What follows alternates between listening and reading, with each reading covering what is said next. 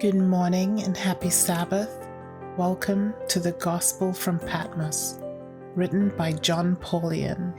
It's a daily devotional with everyday insights for living from the last book of the Bible. It's January 22nd. John the Apostle writes in Revelation chapter 1, verses 13 to 16. And in the midst of the lampstands was one like a son of man, dressed in a foot-length robe wrapped around the chest with a golden sash. His head and his hairs were white like wool, white as snow, and his eyes were like a flame of fire. His feet were like polished brass, which had been purified in a furnace, and his voice was like the sound of many waters. He had 7 stars in his right hand. A sharp 2-edged sword was coming out of his mouth, and his face was like the sun shining in its strength.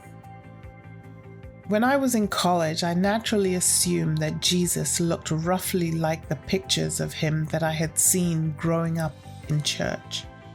While I was not aware of any need for Jesus to resemble a German American, the difference between the usual pictures of Jesus and the kind of people you see in the Middle East was lost on me.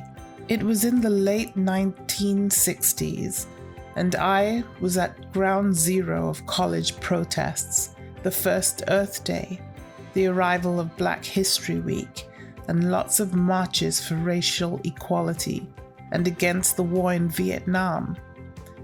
An African American student pulled me aside one day to catch me up on neglected aspects of my education.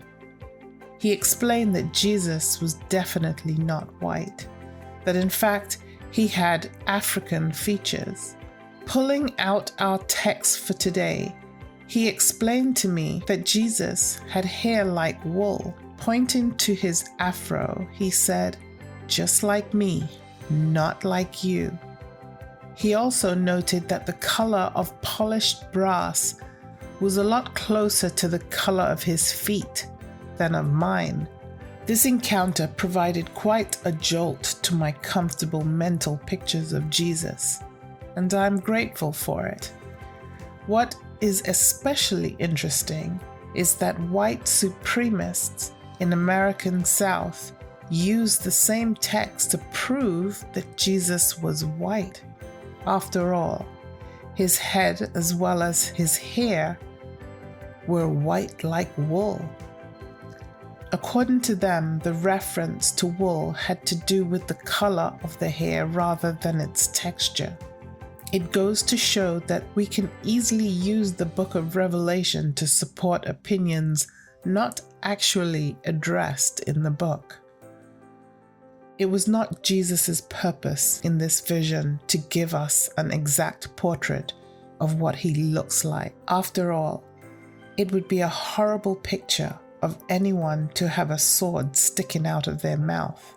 And the whiteness of Jesus' head and hair is not to show that he is blonde. Rather, it recalls the Ancient of Days in Daniel 7.